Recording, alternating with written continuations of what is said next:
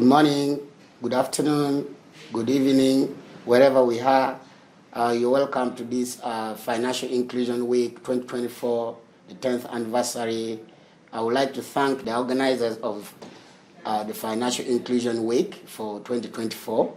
I'm presenting a concept on mobile money and digital financial inclusion by trying to investigate interoperability in Uganda. Now, this has been carved out of the important role of digital financial services in promoting financial inclusion, especially in rural areas. And this particular presentation has been selected to be included on the demand session presentation. We're going to look at the background, the motivation, and methodology, findings, implication, and limitation of this study. Briefly, we go through the background.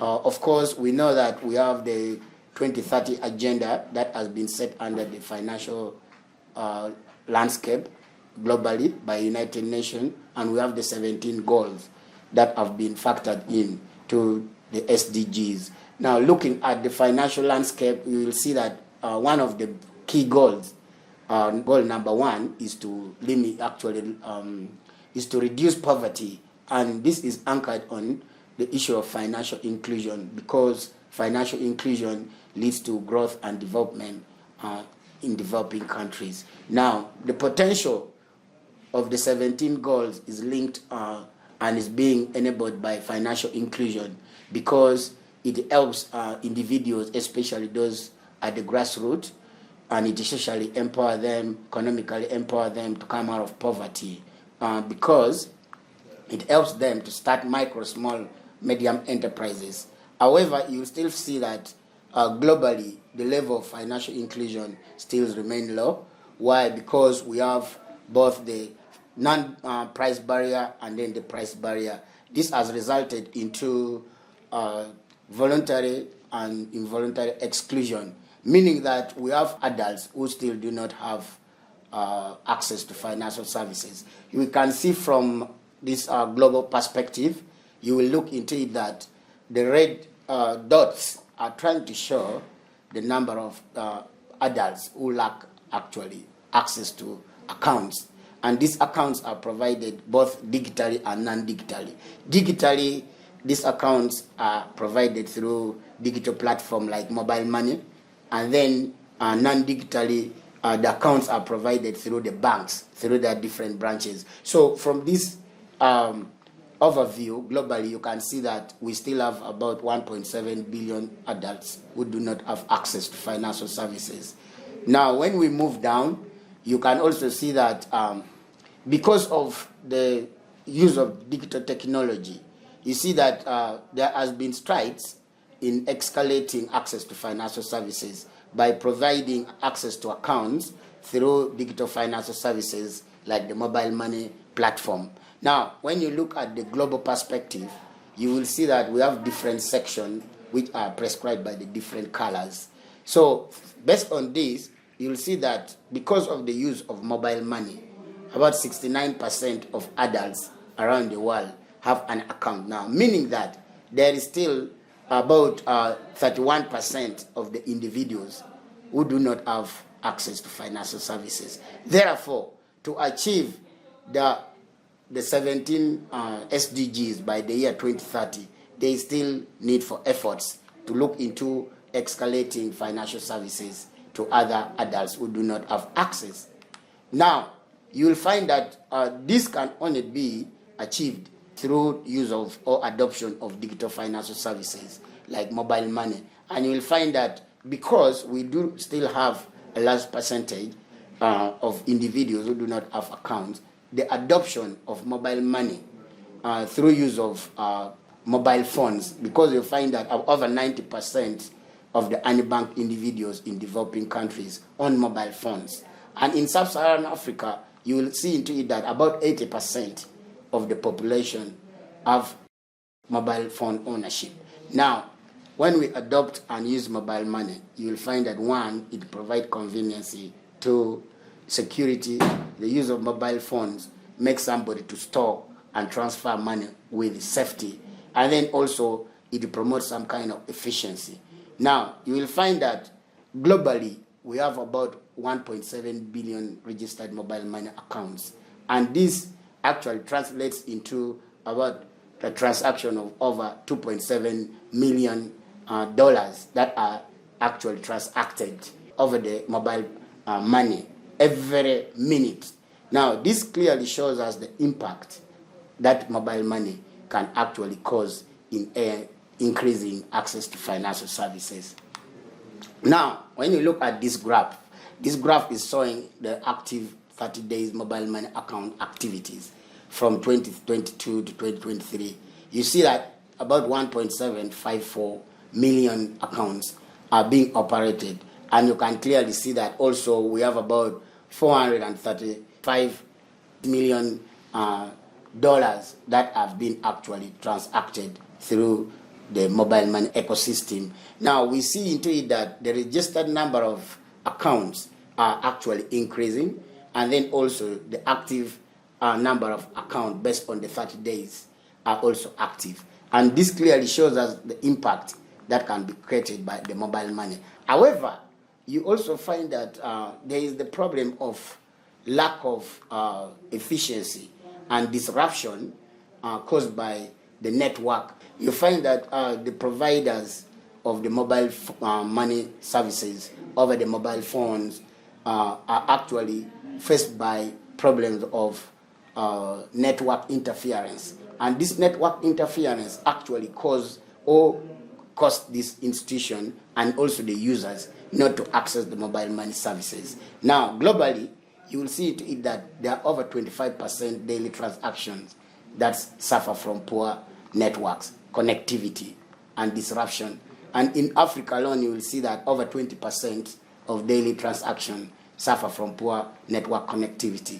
Now, locally in Uganda, you'll find that about 18% of the transactions that would have been achieved are interrupted by the network disruption or poor network connectivity. Now, this means that we really need to look at what we call interoperability between the mobile money providers network and then the banking system that actually have some kind of interconnectivity between the mobile phones users who transact through money and then the banks. Now, this study was motivated along 5 main issues. So one, the first motivation is that there is a lot of interruption and deficiency in use of mobile phones. Why? Because the network's connectivity remains very poor. Then also when you look into it, we have about over almost 41.7 million agents compared to 477 bank branches in Uganda especially. So meaning that there is more need to use the mobile money ecosystem to make many people to access financial services. Again, we need to test how network interoperability between the mobile money providers and the banking system can actually promote access to financial services. Then also we need to look at how interoperability allows what we call mobile account-to-account inter-network transfers between the mobile phones and then the banking system. Now, this actually tries to help the users of them and the providers to actually strike a balance in both the demand and then the supply of the financial services. And then also we want to check if the interoperability between the banking system and the mobile money network can actually bring more users into the mobile money ecosystem. Briefly, this is the mobile money interoperability system where we have the banks and then also we have the hub where it's like a collection, the powerhouse where mobile money transaction takes place. So when you look at the left-hand side, you look at bank A, and then from the right-hand side, you look at bank B, and then we have the banking hub where now there's the interaction between the mobile money system and then the banks. Now, this creates some kind of interoperability within the system to smoothen or to smooth the mobile money accessibility and usage And then that is from the demand side. And then from the supply side, there is always availability of fund that the users can actually access. Now, this is some kind of the technical hub where we have the sending of the mobile money and then also the receiving of the mobile money. So we have a middle hub where there is some kind of exchange of information within the hub. Now, this has some system of the settlement between the supplier and then the users of this banking system, who are, of course, the individuals who do not have access to financial services. Now, we adopted a methodology to actually see into it that we investigate the impact of interoperability as a moderating factor between access to financial services, that is financial inclusion, and the sustainability of the services that is accessed through mobile money. Now, we used a cross-sectional approach where we collected data at one point in time, and then we used a semi-structured questionnaire, which was a 5-point Likert scale, to elicit responses from the respondents. Geographically, this study was used a small sample that was drawn from southern Uganda, from a district called Kabale district. Now, the main participants were the micro, small, medium enterprises, and these were mainly women, to actually factor in the issue of digital divide. Now, meaning that more women have been included in the use of mobile phones to access mobile money. So these women were randomly selected, and we received a total of 306 responses. Now, the data that were collected from the field were analyzed using analysis of moment structures. And briefly, these are the findings. You will see into it that financial inclusion actually is boosted by interoperability of the systems, because you will look into it that when you actually have an interconnectivity and interoperationality between the banking systems and then also the mobile money system, you will find that there is actually significant increase in the level of financial inclusion sustainability. So this clearly shows us that the issue of interoperability remains very critical if we want to sustain digital financial inclusion. Again, when you look at mobile money itself, it also has a positive effect on digital financial inclusion. And then when you look at the relationship between interoperability and digital financial inclusion, you look into it that there is some kind of significant impact which is positive. Now, meaning that a combination of the mobile money and then interoperability explain about 42% of the variation on digital financial inclusion sustainability. Now, what are the implications? Of course, this study was conducted to see how to promote availability of evidence-based data that can be used by policy to actually support access and usage of financial services digitally.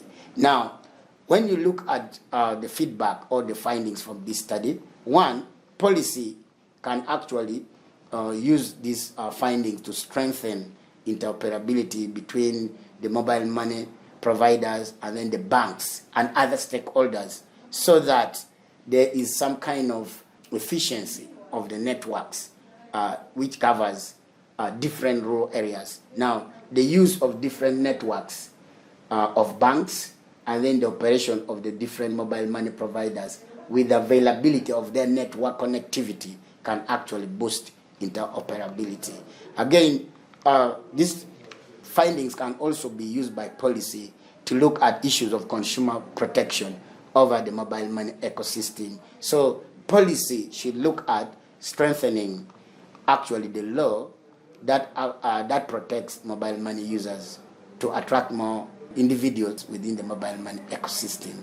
Again, policy can also look into issue of data protection, which is very critical. The data of users should not be misused. So there is need to strengthen the available laws on data sharing to promote some kind of privacy of the data of the mobile money users. Then these findings is also useful because the telecom companies can be actually sensitized to import the modern state of art equipment that can boost actually their network connectivity. Then again, also, when you look at from the cost perspective, these findings can actually help to advise policy to try to revise the surge charges and the fees on the mobile money ecosystem. Again, theoretically, from the academic point of view, this study actually adds to existing literature and theory on digital financial inclusion by integrating the role of interoperability within the mobile money ecosystem and then the banking system. Now, what are some of the shortcomings that we have under this study? One, the data was collected actually from only one district, which is located in southern Uganda, and then the data were collected mainly from micro, small, medium enterprises. And this was not integrated, of course, though the majority were women, small businesses at Kabale district. Then methodologically, you can see that this study was basically cross-sectional.